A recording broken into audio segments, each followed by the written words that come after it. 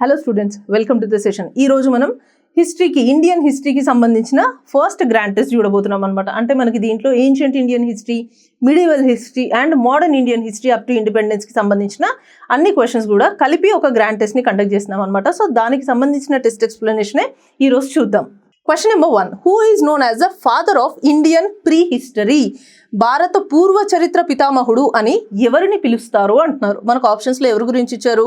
Sir John Marshall, Robert Bruce Foote, Alexander Cunningham మరియు Mortimer Wheeler. ఇక్కడ father of Indian prehistory అని చెప్పేసి Robert Bruce ఫుట్ని పిలవడం జరుగుతుంది. ఎందుకు అనంటే ఈయన 1863లోనే చెన్నైలోని పల్లవరం దగ్గర ఒక పాలియోలిథిక్ స్టోన్ టూల్ని ఫైండ్ అవుట్ చేయడం జరిగిందనమాట. అంటే ఆయన ఉద్దేశంలో అప్పటి నుంచే అసలు ఎన్నో కాలాల నుంచి ఈ పాలియోలిథిక్ ఏజ్ అనేది మన దగ్గర ఎగ్జిస్ట్ అవుతుంది ఇండియాలో, అది కూడా సౌత్ ఇండియాలో అని చెప్పి ఆయన చెప్పడం జరిగిందనమాట. సో ప్రీ హిస్టరీకి సంబంధించిన ఎన్నో అవశేషాలు ఆయన కనుగొనడం జరిగింది. సో రాబర్ట్ బ్రూస్ ఫుట్ని father of Indian prehistory అని పిలుస్తారు.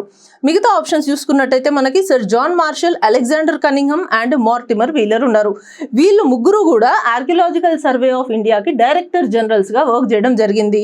అండ్ అలెగ్జాండర్ కనింగ్హమ్ ఎవరైతే ఉన్నారో ఈయన ఆర్కియలాజికల్ సర్వే ఆఫ్ ఇండియాకి మొట్టమొదటి డైరెక్టర్ జనరల్. ఈయనని ఫాదర్ ఆఫ్ ఇండియన్ ఆర్కియాలజీ అని కూడా పిలవడం జరుగుతుంది. ఓకే, సో మనకి క్వశ్చన్ నెంబర్ 1కి ఆప్షన్ 2 అనేది right answer. Next question number 2. Which metal was not known to the people of the Indus Valley civilization? Sindhu లోయ నాగరికత ప్రజలకు తెలియని లోహం ఏది అని అడుగుతున్నారు. సో ఇండస్ వ్యాలీ సివిలైజేషన్ పీపుల్కి ఏ మెటల్ గురించి ఐడియా లేదు, వాళ్ళు ఏ మెటల్ని వాడలేదు అనేది మనకి క్వశ్చన్. ఆప్షన్స్లో మనకి ఏమి ఇచ్చారు? కాపర్ అంటే రాగి, బ్రాంజ్ కంచు, ఐరన్ ఇనుము, గోల్డ్ బంగారం. సో ఇండస్ వ్యాలీ సివిలైజేషన్లో వాళ్ళకి తెలియని మెటల్ ఏదైనా ఉంది అంటే అది ఐరన్. ఎందుకు అంటే వాళ్ళు కాపర్, బ్రాంజ్ మరియు గోల్డ్ ఈ అన్ని మెటల్స్ కూడా వాళ్ళ టైం లైన్లో వాళ్ళు వాడడం జరిగింది. కానీ ఐరన్ ఏదైతే ఉందో అది లేటర్ వేదిక్ పీరియడ్లో ఎవరైతే పీపుల్ ఉన్నారో వాళ్ళ టైం లైన్ నుంచి ఐరన్ అనే మెటల్ని యూజ్ చేయడం జరిగింది. కాబట్టి ఐరన్ ఇనుము గురించి అసలు సింధు లోయ నాగరికత ప్రజలకు దాని గురించి అసలు ఏమీ తెలియదు. అండ్ వాళ్ళ పనిముట్లు కూడా ఎప్పుడైనా చూసినట్టయితే కాపరు లేదా బ్రాంజ్తో మాత్రమే చేయబడి ఉండేవి. Next question number 3. What was the script of the Indus valley civilization? Sindhu లోయ నాగరికత యొక్క లిపి ఏది అని అడుగుతున్నారు. సో మనకు ఆప్షన్స్లో ఏమి ఇచ్చారు? బ్రాహ్మీ లిపి, దేవనగరి, పిక్టోగ్రాఫిక్ మరియు క్యూనిఫామ్. ఇక్కడ క్యూనిఫామ్ ఏదైతే ఉందో ఇది సుమేరియన్స్, మెసొపటోమియా రీజన్లో సుమేరియన్స్ వాడిన లిపి. దీని గురించి మనకు అనవసరం.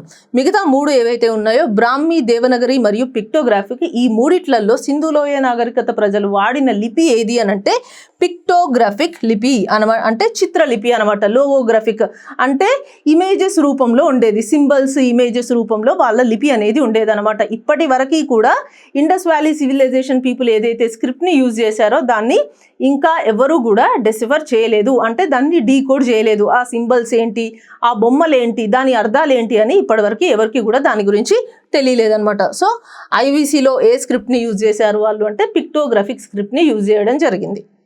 Next question number 4. The famous Gayatri mantra is found in which of the following Vedic text? ప్రసిద్ధ గాయత్రి మంత్రం ఏ వేదంలో ఉంది అని అడుగుతున్నారు. గాయత్రి మంత్రం అంటే ఓం భూర్ భువ స్వాహ అని ఉంటుంది కదా, దాన్ని గాయత్రి మంత్రం అంటారు. అది మనకి ఉన్న 4 వేదాలలో ఏ వేదంలో గాయత్రి మంత్రం ఉంది అని మనకి ఇక్కడ క్వశ్చన్. ఆప్షన్స్లో మనకి ఏమి ఇచ్చారు?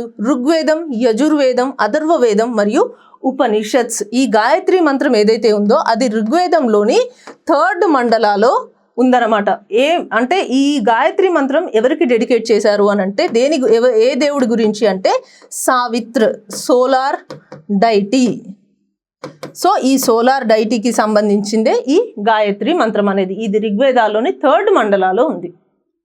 Next question number 5. The famous statement సత్యమేవ జయతే is taken from which Upanishad? సత్యమేవ జయతే అనే ప్రసిద్ధ వాక్యాన్ని ఏ ఉపనిషత్తు నుంచి గ్రహించారు అంటున్నారు. సత్యమేవ జయతే, ట్రూత్ ఎలోన్ ట్రియంఫ్స్ అంటే సత్యానిదే విజయం అన్నట్టుగా ఉంటుందన్నమాట.